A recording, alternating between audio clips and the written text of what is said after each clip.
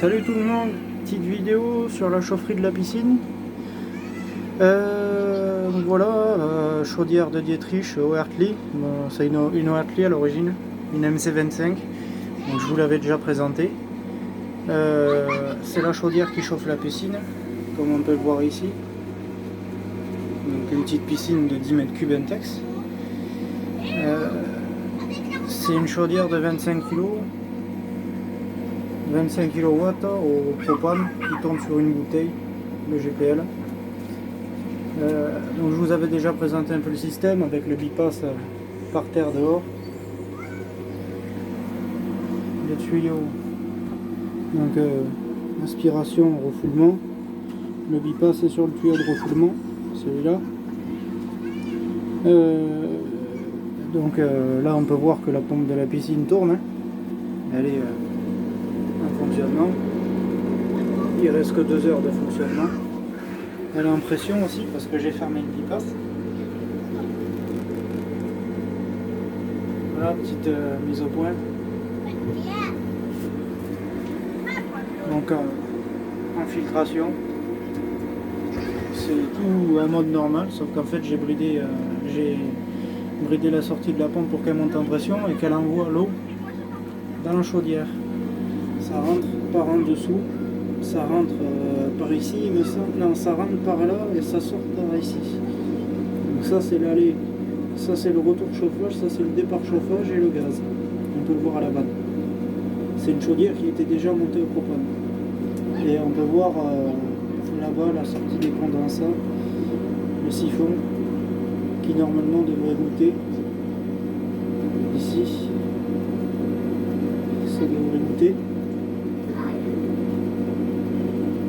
C'est normal que ça prenne un peu de temps et tourne à très bas régime.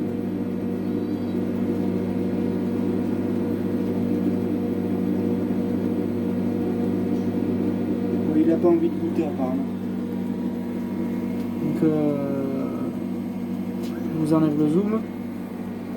Donc ici on a le corps de chauffe, la chaudière, le ventilateur avec le ventilateur après mélange total, le clapet anti-retour. Ici électrode d'allumage avec l'antiparasite, la terre, donc c'est une électrode d'allumage qui fait ionisation aussi en même temps. Le bloc gaz, et en fait le gaz est injecté à cet endroit là, et ici on a la vis de réglage de richesse gaz pour augmenter ou baisser le taux de CO2. L'arrivée de gaz d'expansion qui sert à rien. Ici on a le pont que j'ai fait sur la sécurité de pression, le tuyau qui revient du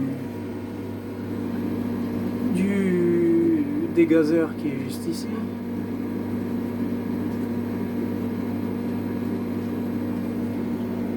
Voilà, donc on va lui laisser faire sa petite mise au point. Voilà, donc ici sonde fumée, clapet anti-retour, je l'ai déjà dit. Le brûleur il descend jusqu'ici à peu près. Et en dessous on a 2 gros turbulateurs en briques réfractaires qui sont ici et qui vont permettre d'accélérer la convection sur le corps de chauffe.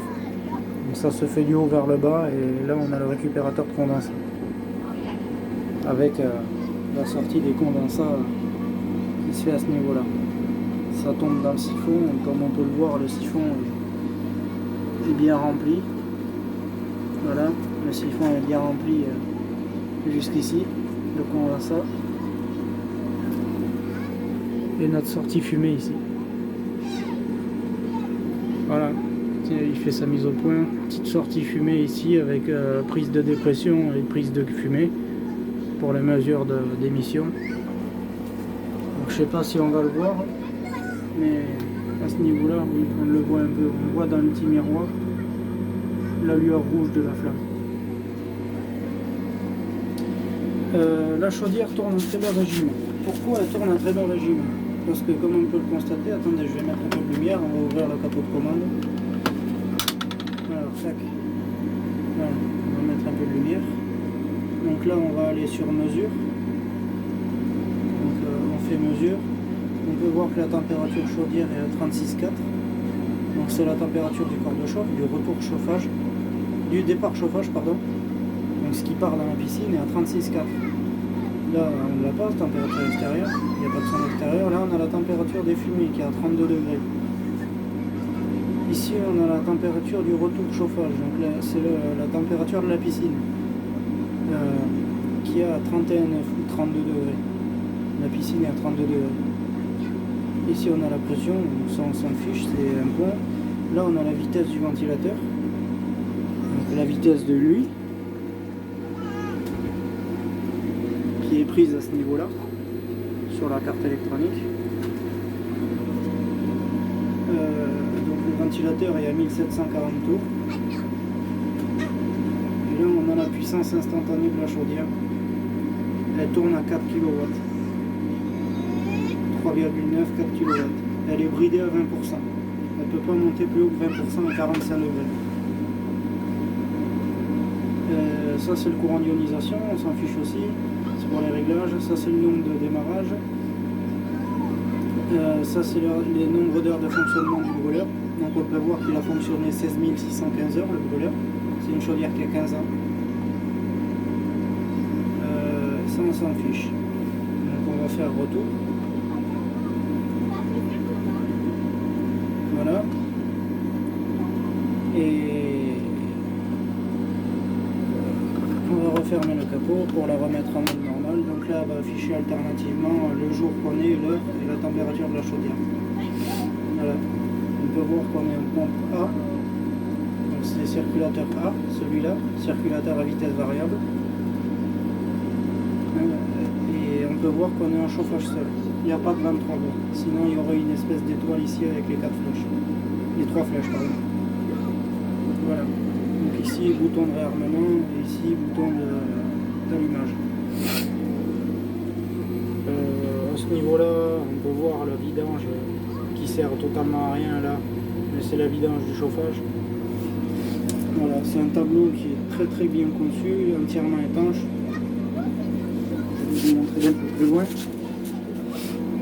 C'est un tableau qui est totalement étanche, qui résiste à l'eau et à l'humidité, au gras, tout ce qu'on veut pour toutes les personnes qui entretiennent mal leur machine. C'est des chaudières indestructibles. On peut voir que c'est une chaudière de haute qualité parce qu'on a même le détail du silencieux à l'aspiration. Corps de chauffe de haute qualité, c'est des corps de chauffe qui sont indestructibles. J'en ai jamais vu un seul bouché. Des corps de chauffe bouchés comme ça, il y en a beaucoup. Quand les briques réfractaires dedans se dégradent, au bout de 5-6 ans de fonctionnement. Mais un coup de jet d'eau, on change les turbulateurs et ça repart. C'est des machines qui sont incassables. À part si elle est mal réglée, là, si le brûleur est mal réglé, que la combustion n'a pas été faite, là c'est impossible de le rattraper. Il faut le changer. Mais on n'a jamais changé de corps de chauffe comme ça. Voilà tout ce qu'il y a à dire sur cette chaudière.